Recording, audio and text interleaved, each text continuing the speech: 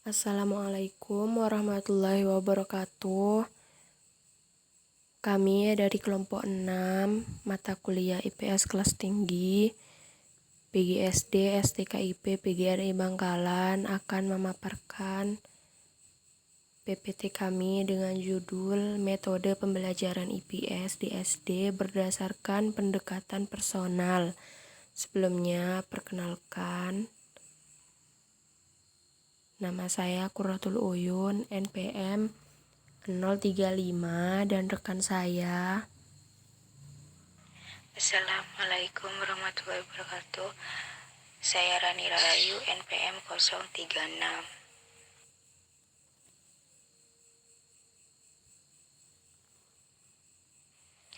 Pengertian pendekatan personal.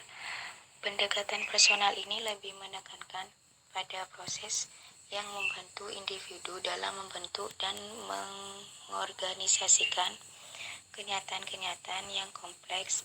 Pendekatan personal ini memusatkan perhatian pada pandangan individu dan berusaha menggalakkan kemandirian yang produktif sehingga siswa semakin sadar diri dan bertanggung jawab akan tujuannya hidupnya. Kemudian cara merancang metode pembelajaran berdasarkan pendekatan personal. Salah satu metode pembelajaran yang berlandaskan pendekatan personal yaitu metode pertemuan kelas. Hal ini dikarenakan dua asumsi. Pertama, kebutuhan dasar manusia yaitu cinta dan harga diri. Kedua, hubungan antar manusia. Metode pertemuan kelas dilihat dari fokus pembicaraan dalam diskusi. Menurut Gleiser dibedakan menjadi 3 tipe, yaitu tipe pertemuan pemecahan masalah sosial, tipe pertemuan terbuka, dan tipe pertemuan terarah dan terbuka.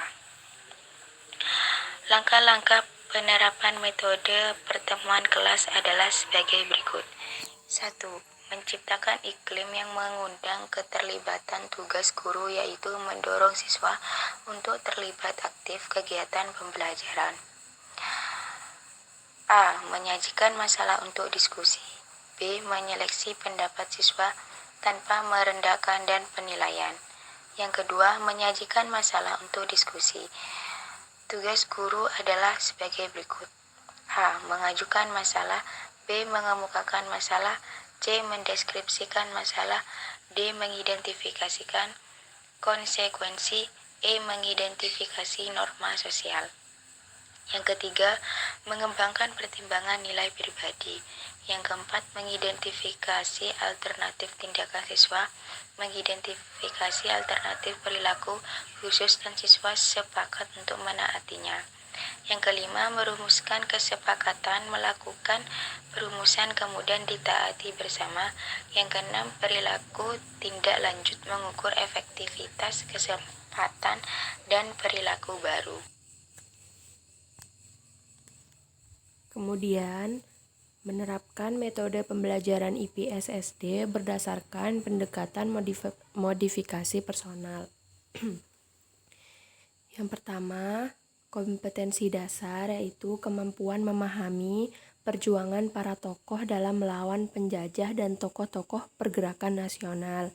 Yang kedua, pokok pembahasan atau materi pokok, yaitu perjuangan melawan penjajah dan pergerakan nasional Indonesia. Yang ketiga, hasil belajar, yaitu ada mengidentifikasi tokoh-tokoh penting pergerakan nasional dan tokoh-tokoh pejuang setempat, dan mengidentifikasi peranan Sumpah Pemuda 28 Oktober 1928 dalam mempersatukan Indonesia.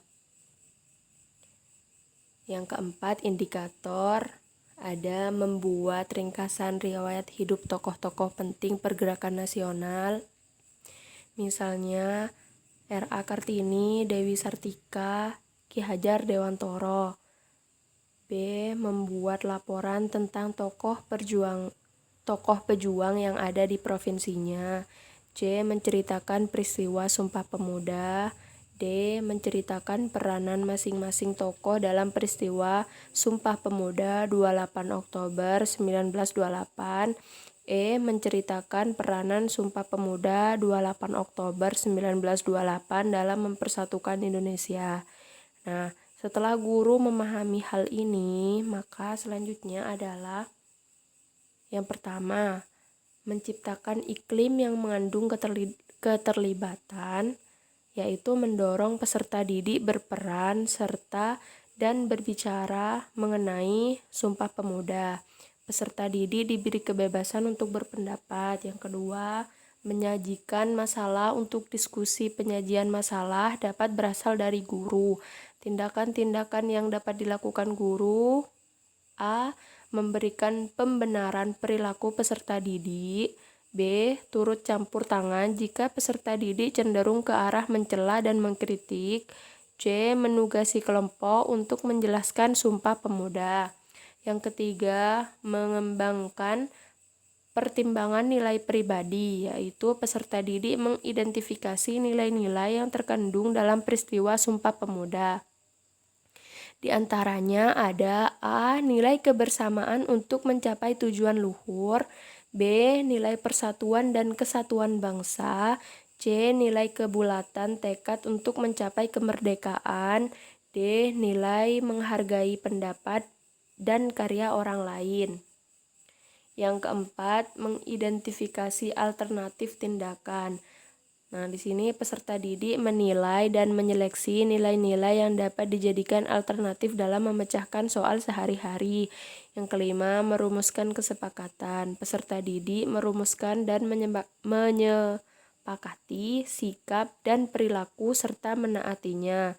Yang keenam, perilaku tindak lanjut. Peserta didik menilai efektivitas perilaku baru yang diperoleh dan memperkuat untuk tindakan masing-masing.